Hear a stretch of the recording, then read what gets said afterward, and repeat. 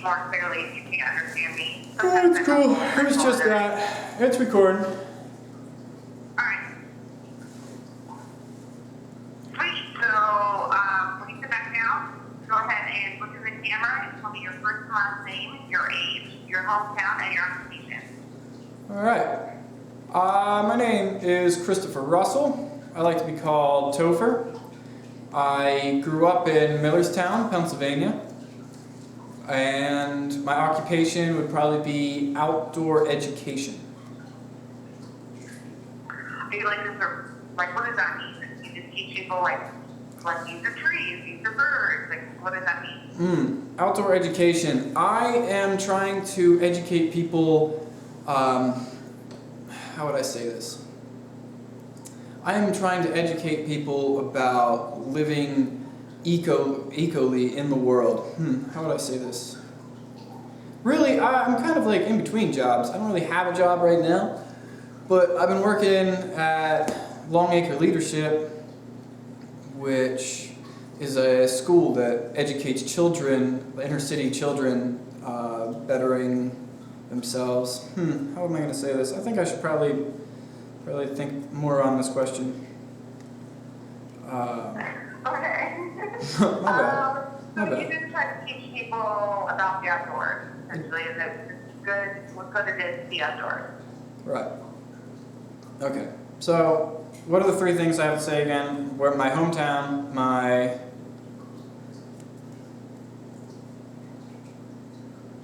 name. You did it good the first time. That was fine. I was just wondering what it meant to be an outdoor educator. It wasn't like a trick question or anything. I just wanted to know what that meant.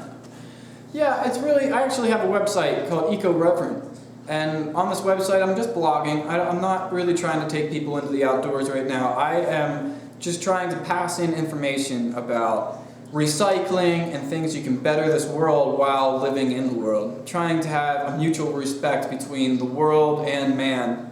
And really just kind of live in the world hand in hand. I find like so many people right now are so separate from the world. There's so much individualism, and nobody's really joining together and really trying to better the world while they're bettering their own life. And that's what I'm trying to get back. So my website at Eco Reverend is where I was making my first step into doing that. My last job at Longacre Leadership, I put my demographic into children, and I worked with children. There was 50 or 60 kids there. I was there for 5 weeks, and they're inner city kids. They came from all over, like Boston and New York, and then we took them to Perry County, Pennsylvania, and we worked with them, and we showed them farming and agriculture and really like communication skills to each other, you know, like expressing feelings. We had a group there, and we were able to like discuss comfortable and uncomfortable feelings back and forth with kids, and I think that really mattered. It really touched me anyway. Okay, cool. So tell me a little bit about yourself. I want to know how you got to where you are now. I want to know that you were, you grew up in Perry County, Pennsylvania. Yeah, that's no problem.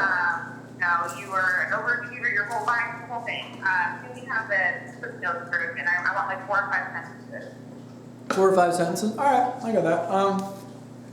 So I grew up in Perry County, Pennsylvania, pretty normal Perry County life. I grew up with a trout stream 100 yards from my house, 4-wheeling trails in the backyard, and so I went through high school there. Then I tried to be like, I would almost consider myself like an overachiever at that point, because I was a supervisor at 2 different jobs while I was trying to go to a full-time student at college, Harrisburg area community college. And I got into a bad car accident, like a real bad car accident. It really changed me. Like, I really understood the pros of moving slow in life, because I was trying to move too fast in life. So I really slowed things down. I actually quit all those jobs. I sold my car, my apartment, and I spent a little over 5 months hiking the Appalachian Trail from Georgia to Maine. And I completed this trail in the summer of '09, and it was great. And then after that, I took a wilderness survival course up in Maine. Tim Smith Jack Mountain Bushcraft. And in this course I learned a lot of really interesting skills. We worked with, like, I would say, the Cree Indians, and it was really a moving experience. So that would be where I got my skills. And then from then I decided I really want to make a career in the outdoor, moving into the outdoor education. And from that I got the job at Longacre Leadership, and that pretty much puts me right here. It's more than 5 Perfect. So sentences. tell me a little bit, let's dive into the accident a little bit. So what do you mean by a really bad accident? Were you like paralyzed for like 6 months, or was it just kind of like car flipped over and you're like, holy shit, I could have died, but now I'm like, I'm broken. No, car accident was really bad. I was doing really good in my life right then. I had a really good job, so I had 2 cars. I had an MR2 Spider, which was a really awesome sports car, mid-engine rear-wheel drive, and then my second car, which I considered it my more practical vehicle, which was a Geo Tracker, which I refer to them now as like a tin can on wheels, because I hit a landscaping rock falling asleep going over my hometown, or my hometown road, like 10 minutes from my house after traveling an hour. And hit a landscaping rock on the right side, blew out both of my right tires. I woke up trying to keep my car from flipping. And I successfully did that, but when my 2 right tires hit the ground, they were both flat, and they spun my car sideways and hit a telephone pole, broadside of a telephone pole on the driver's side door. So pretty much, I think I was only going 35, 40 miles per hour tops, probably not even that, probably 30 miles an hour. But pretty much my head hit the telephone pole going about 30 miles an hour. Full facial reconstruction. I have a new elbow. My arm was locked onto the steering wheel, and it totally blew my arm out. So I don't know, I'm showing the camera. I got some really sweet scars. I have no tattoos because I have so many other scars all over my body that, it's way better than tattoos, way cooler than stories. And I, 6 ribs? Broke 6 ribs. I broke my pelvis, cracked that in half. So it took me about 6-7 months at least of rehabilitation. It was pretty drastic for my family and me. So those 6 or 7 months of pretty much just sitting there in a chair really opened my eyes to like what I almost missed out, or what I was trying to go, but it really just changed all my goals. Really got me to slow down and respect what's around me. Oh my gosh, that's insane. Yeah, I got a plastic eye socket, a titanium cheek, and all kinds of stuff. Oh wow. Well, actually the doctor said if this would have happened to my father, in one generation in medicine, if this would have happened to my father, they would have amputated his arm on site. And it's amazing because my arm, I mean, I'm like a weatherman. I can tell you when it's going to rain or whatever because of all the pins and screws and whatever that's in me. But I can drop down and do 50 push-ups right now. I can do pull-ups. I mean, I can do anything with my arm. I live in the outdoors. I lived on a farm. I was stacking hay with the best of them. Arm's totally fine. So it's amazing with what medicine can do. It's really just luck. I would say that at that point it would just be all luck. Well, so when you were doing the trail, the Appalachian Trail, though, did that bother you at all? Like your arm or Well, anything that, the Appalachian Trail was 1 year after my accident. And truth be told, while I was trying to be that overachiever, this sounds really funny because I'm seeing myself in film and I'm all tiny and puny and whatever. I really was trying to be a bodybuilder. I mean, I really was packing on the muscle. I was lifting twice a day. I remember waking up in the middle of the night to eat a protein bar and go back to bed. I was eating protein every 4 hours, every day for like 2 years straight. Bunch of other things like creatine, whatever. So I weighed like 160 some pounds. I was benching like 220. I was, really built. And that's probably what saved my life. Physical fitness is always, if it's not top on my priority, it's right underneath. Physical fitness really matters to me. That's what the doctor says too. I really can't take a break anymore. As soon as I take a break, all my joints are just kind of seize up. I mean, my right arm my left arm is what broke in the car accident. My right arm, I used to ride motocross, and I ripped all the ligaments out of that flying over my four-wheeler because I cased a jump. So I've pretty much been totally rebuilt. That's crazy. Uh, So how did you learn? We're gonna move on.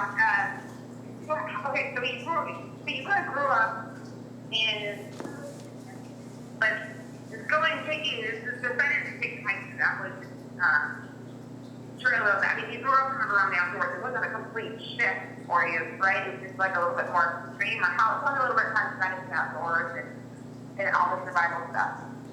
all right. So you're asking how the Appalachian Trail was like fit in?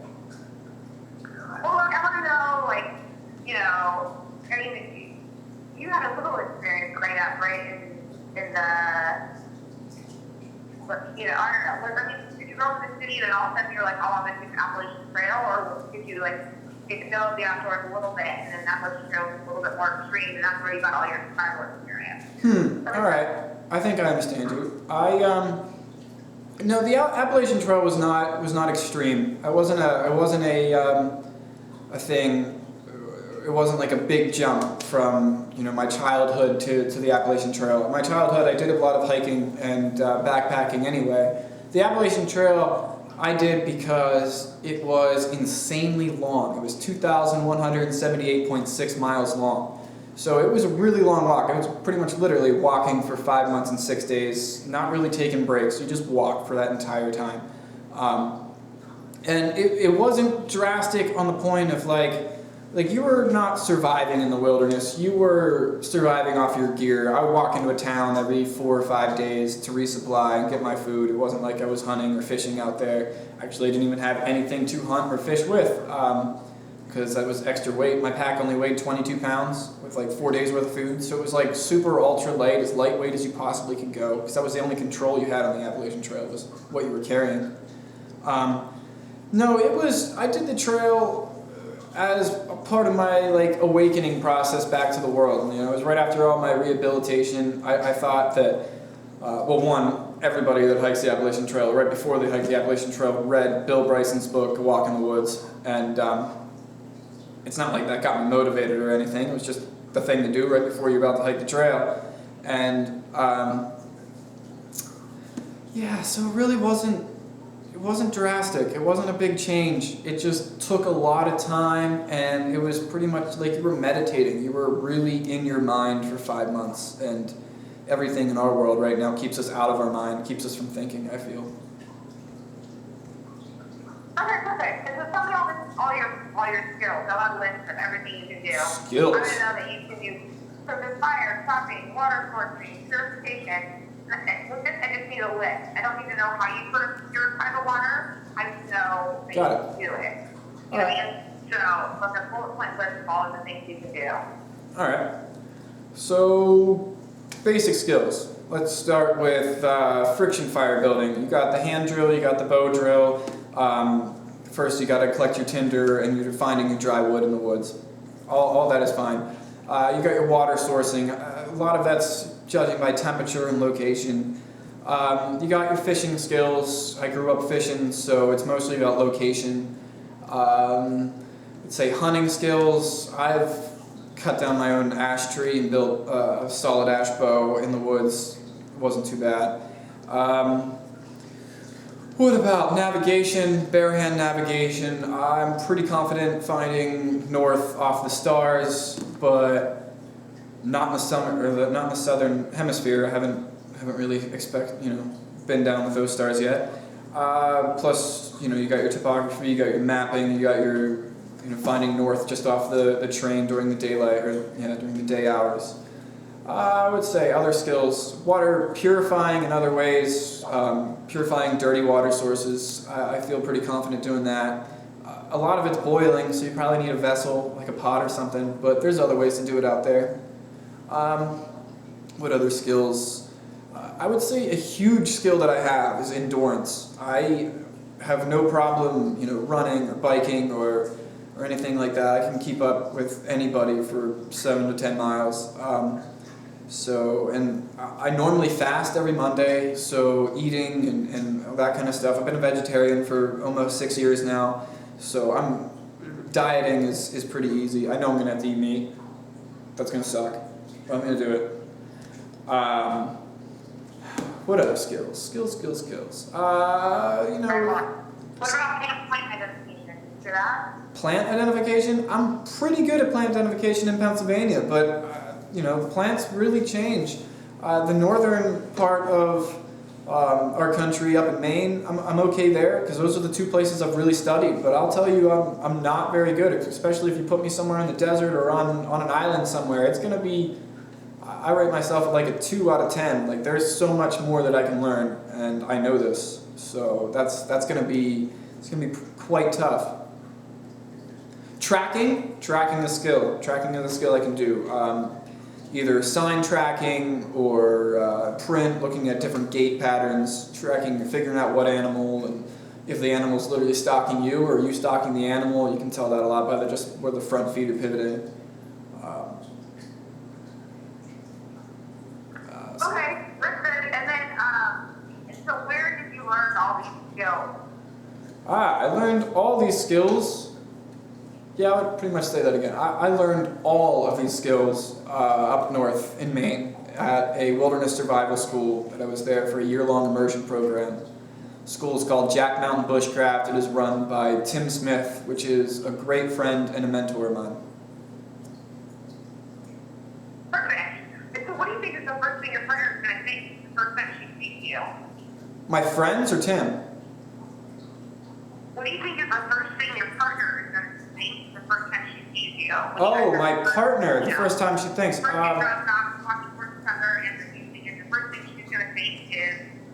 Well, I am very easily approachable, so I'm thinking she's going to find that I am going to be a very big team player. I am going to work with her to follow her strengths, and hopefully she'll work with me with all of mine. So usually, like, I'm a mediator between a lot of my friends, so she'll probably realize that she'll be able to tell me or talk to me really easily. I understand. I kind of take my emotions out of it. If I'm angry, frustrated, or tired, or whatever, I still listen to what people have to say. I still listen to, like, what the right decision at the time, and I think that she will really see that, like, immediately. Do you think she's going to look at you and go, oh my gosh, this guy's so young, how much experience do you really have? No, I really don't think that because my age, that's something to be worried about at all. I grew up literally in the woods. I have a goal right now to spend more nights outside than inside, so I've been working on that. I really only spent 3 or 4 nights sleeping indoors in the last 2 or 3 months. So, I mean, she might come across that, like, immediate impression of me being young and dumb and just trying to go and do things that are way over my head. But I think right away, like within the first day, within the first couple hours of talking, she's going to realize that I am an asset and I will be able to provide at least my share of the team. Perfect. And so what do you look for, or what do you like in an ideal partner? Like, can you describe your ideal wilderness partner? Right, my ideal partner, it doesn't even matter about woman partner, and this does, but I would much rather, since I'm endurance and I can do things for a lot, I really want, like, intelligence. Like, I really want somebody that is good at identifying plants or animals or has ideas, a good communicator, not somebody that's introverted. I want another extroverted like myself. I really want somebody that great communication skills and has a brain that can work with me. Like I said, I feel like I will provide a lot of the energy to doing a lot of either the shelter building or the fire building and that kind of stuff. I'd say that's pretty much it. Perfect. And who's someone you could pair you up with, you'd be like, oh my gosh, this person, I don't know if I'm going to like this person very much. Who is one of those people that I'm not going to like? Is that what you're saying? Yeah, how would you describe someone that's like the worst person you could be set up with?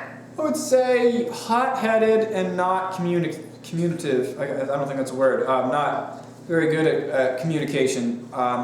Either when I come up with an idea, she either will blow it down and not give me feedback, constructive feedback. Like I can take constructive feedback pretty good. You know, if I'm doing something that either irritates you or just obviously is not smart at the time from wasting too much energy, I'm perfectly fine with you sitting me down and telling me that. But just total blatantly, you know, calling me out or just, you know, humiliating me while I'm out there. I really need somebody that'll work with the same mood that we're going to be in. I've fasted for a while, and I know that a lot of this is going to be fasting, and I think I can deal with the stress levels of not eating and working every day. But there's a lot of people that I know that are just going to, you know, just not be able to take it, not the way I am, not being able to, you know, just the stress will come out in their voice, will come out in the way that they talk to me or communicate, and they'll turn inside and they'll communicate with themselves. They'll understand their own feelings, but not actually open up and let go. That would be somebody that I'm scared to be in the woods with. I can do a lot of things by myself, but I'm a big team player. And you're going to need it, especially if you only have 2 people. You really got to work in a team. Okay, and do you see any problem with having a partner of the opposite sex? And don't feel like you're going to affect me if you say no. No, I'm that's funny. No, the opposite sex is going to be fine. I mean, being out naked with a female is just not really going to affect me at all. I really don't see any difference between a female or a male. It's really what they could provide me, being you know, a man or woman. I could care less. If you know, they're smart, they're intelligent, they're not wasting energy. Wasting energy is a big thing, especially if you're not eating and you have a lot of miles to cover and that kind of stuff. So, yeah, I really have no problem being out there with a girl. Perfect. And you're pretty confident in your skills. I mean, is that just because of your experience, or are you pretty confident too? Well, I would say I'm a pretty confident dude. I've completed so many things. I've hiked the Appalachian Trail. I've joined Tim's course up in Jack Mountain Bushcraft. I survived the night. It was negative 28 degrees, no sleeping bag, just sitting by a fire all night long with another guy. I can describe that if you want me to. There was about 5 to 8 feet of snow on the ground. We were in the heart of Maine wilderness. We found a huge boulder. The exercise was not to survive the night. It was to provide enough sleep to carry on the next day. So we spent a good 15 hours collecting enough firewood, all on snowshoes, 8 feet, you know, of snow. Like if you take off your snowshoes, you'll just go right down. And we found a massive boulder that was sticking up, and we built a body-length fire right in front of that. We also built a raised bed so you're not laying on the snow, and one of us would stoke the fire for the other person to sleep. And like I said, it got down to negative 28, negative 26, negative 28 degrees. It's pretty cold. This is Fahrenheit, but negative 26 degrees Fahrenheit. And we actually got enough sleep. What my answer to Tim after doing this was, say if you know you were in a plane that went down, or if you had to live like this for an extended period of time, I would say that you would only have around 4 hours a day to actually travel in those temperatures. The rest of the time would be preparing for the night, and that's hopefully you have food, because you would, you know, part of that 4 hours would also be gathering and hunting food. But you know, you would wake up early in the morning and you would travel for 4 hours to try to get to your destination. And instead of just keep on walking, you're going to have to stop and you're going to have to collect wood and prepare for the night, because during, you know, the day it might get down to 0 or negative 5 degrees. You know, the bright blue sky, or you know, open skies, sun shining, like 0 degrees. And at night it'll drop. The coldest night that we stayed out there was negative 36. It was cool because there was a bunch of like Canadians there and Europeans, and they all talked in Celsius, and it was one thing that we could really agree with. Negative 40 degrees is both the same thing in Celsius and Fahrenheit, so we almost got down to negative 40 degrees where we would actually be on the same page talking about temperatures. I thought that was pretty funny. That is not so much fun at all. So, I guess your original question... Oh, sorry, go ahead. Yeah, I guess your original question was me being confident. And I've done so many things, completing over 2,000 miles of the Appalachian Trail, spending this night outside when it's literally well below freezing, literally surviving just in Maine woods for a year. You know, a lot of that, like the whole time, I built my own shelter. You know, I stayed in that shelter while, you know, snow was just coming down. I woke up, there was like a foot of snow on my shelter, and like, you know, it stays up, it works great, or in the rain, it worked.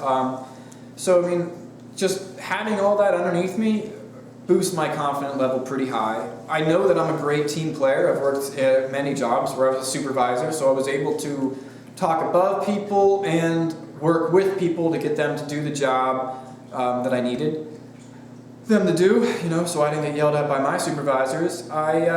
So my communication skills are great. My college experience was between communication skills and writing, so I really know how to relay information from myself to people. I spent a lot of times, you know, like meditating. I have hundreds of hours of meditation. So I feel like my mind is in the right place. It doesn't matter if I'm insanely angry or frustrated, I'm able to calm down and still relay the information to somebody in a way that they can grasp it and not be offended, even if it is uncomfortable feedback.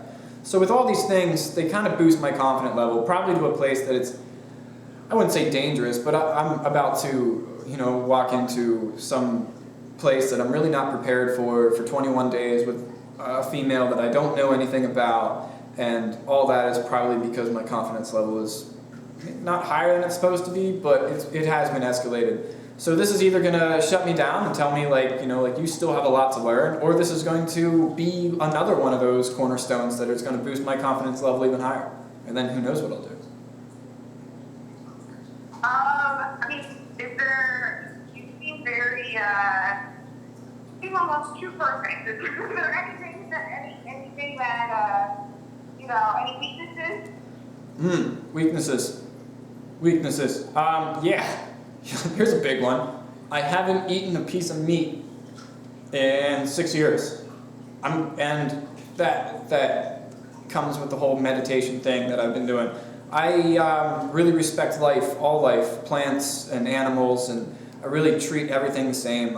During this wilderness survival course, there's tons of times where you had to cut down trees to build your shelters, or you know, make, not the ash bow, you had to find a dead tree for that, but you know, I communicated with a bunch of Cree Indians. I really wanted to I asked them, I was like, how do you thank a tree before I'm about to cut it down? And they gave me great stories. They gave me, you know, basically the energy of the tree, like, you know, because they're rooted in the same place, that the energy of the tree is just trying to be bigger and stronger than everybody else around them, everybody being other trees around them. And you know, their communication skills with everybody else, and the weather and everything. It really was a great story. And he taught me how to, like, you know, even thank a tree, which a lot of people would probably laugh if they heard that. But even at a point where I'm totally gone, haven't eaten for days, and really need energy, I still think there is going to be a massive barrier for me to still kill an animal and yet, you know, skin it and eat it. Growing up in Perry County, I've had a lot of squirrel stew growing up just because it's fun. I mean, it's not like I needed it. I grew up a pretty awesome childhood, but I would still go out there and, you know, kill little squirrels and skin them and make little stew and never think anything of it. Right now, I would probably cry. Yeah, I'd probably cry if I killed a squirrel. So you probably will see me cry the first time I kill an animal, and it's just an emotional background or emotional barrier that I have to get over.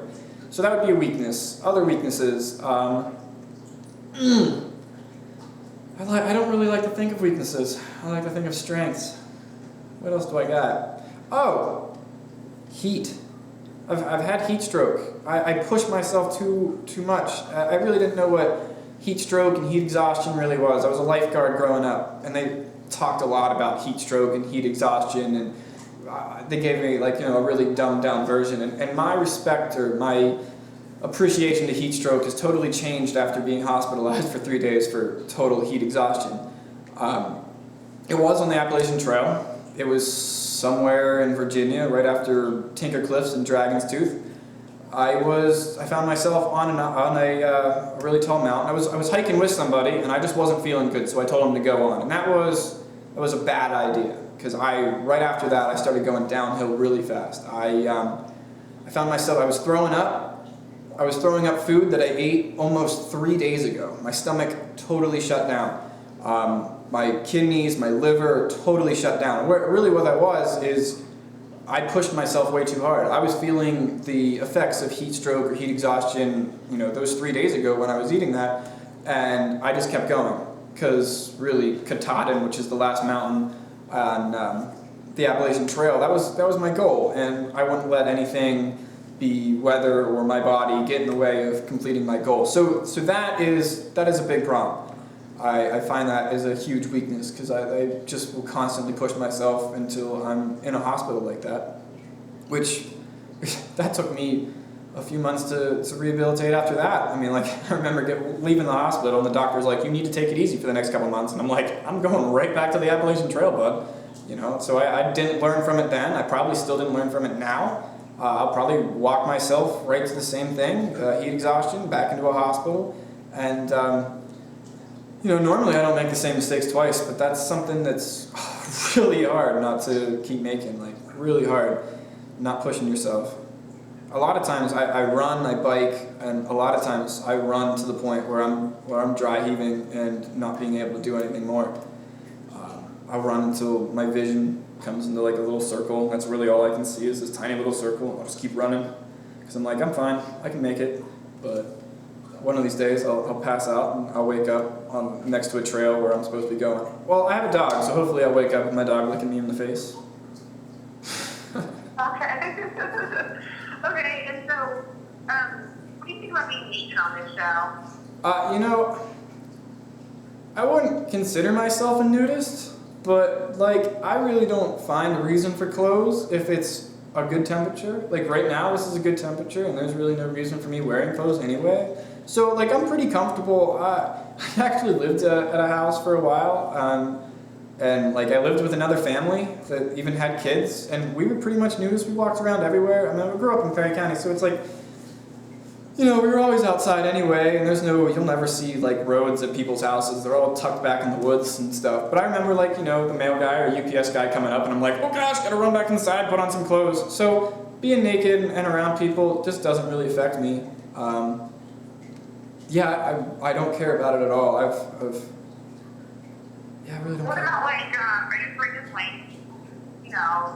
getting bit in certain areas or poison ivy on your ass?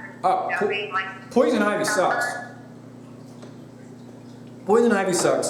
Sunburn, I'm pretty good. I have good skin. I normally don't wear sunscreen, which, melanoma is going to really suck in my future because I'm probably going to get it. But, I stay pretty tan. I burn for maybe like a couple hours and I wake up with a gorgeous tan. I don't really understand it. I don't ask questions. I just do it. I have long hair, so, the back of my neck never gets sunburnt, which is really awesome. And poison ivy sucks. I've had it this year really bad. The doctors tell me I've actually been hospitalized twice for it. They just pump you a shot of cortisone, which is like a steroid, and like the stuff just comes off you like a scab. It's pretty amazing. Like when you're itching for just days and days. Not really itching. I get it to the point where like my forearms swell up and there's like cracks and stuff. Like it really, really sucks. It really affects my life.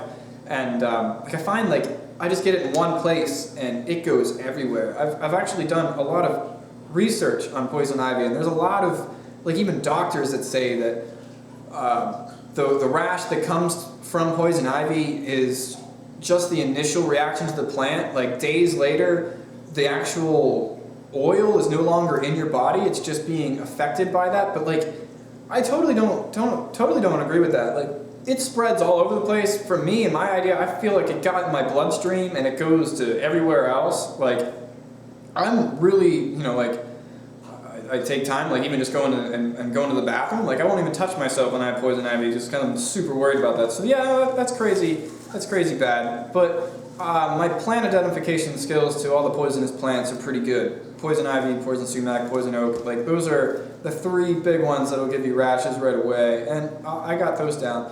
There's stinging nettles and those kind of things are irritable, but that goes away pretty fast.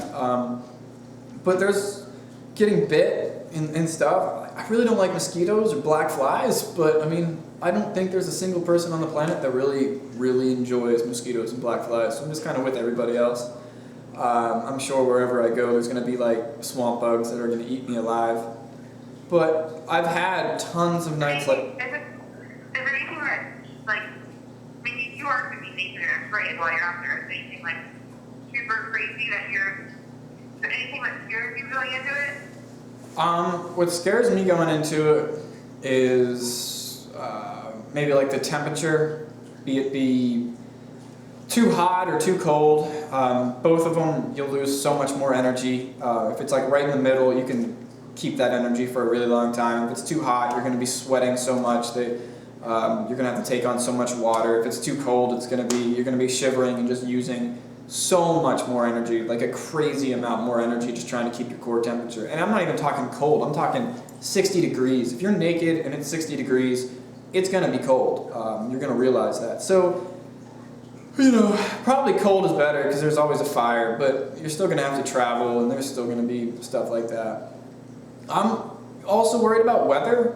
I know that, you know, places that you can send me are gonna be, you know, tropical, and there's places that it rains like somewhere around like 200 inches a year, which is like pretty much every day for months on end. It's a lot of rain. Like I think Pennsylvania gets like 20 inches or 30 inches or something like that. There's places that get well over 100, well over 100. So that's drastic. I mean, I'm not saying that I'm like scared of a thunderstorm or anything. I'm just scared of 5 or 6 consecutive days of rain, which is not going to be the greatest. I have one more question and then we can wrap this up. Why do you want to do this? Why do I want to do this? I have a website, EcoReverent, and I'm using this just, as I said, as a blog, just to put information out, to show people really who I am and what I can do. This will probably either boost my publicity of my website, get more people there. I'm not internet or tech savvy when it comes to that kind of stuff because I live in the woods. I've never MySpace, Twittered, or Facebooked or any of that. I have none of that. So I just went right into a website and I'm crazy overwhelmed. It's like way up here and I'm like way down here. You can't even see where my hand is. It's real low. And so that's one of the things I want to do. I want to boost that. 2, I have the skills.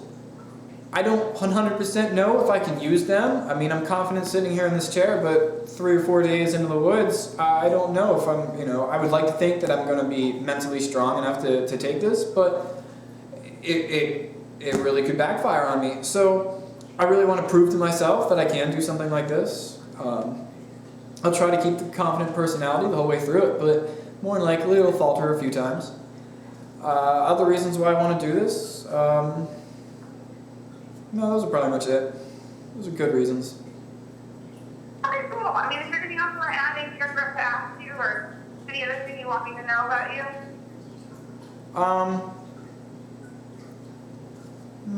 No. I mean, I'm like an avid rock climber. I bike, I hike, I spend everything in the woods. So, like I said, I'm trying to spend more nights outside than inside, like before I die. So that's my goal, is to literally sleep outside in shelters more than I sleep indoors. So that's my goal. Perfect. You can go ahead and turn the camera off. I can? All right.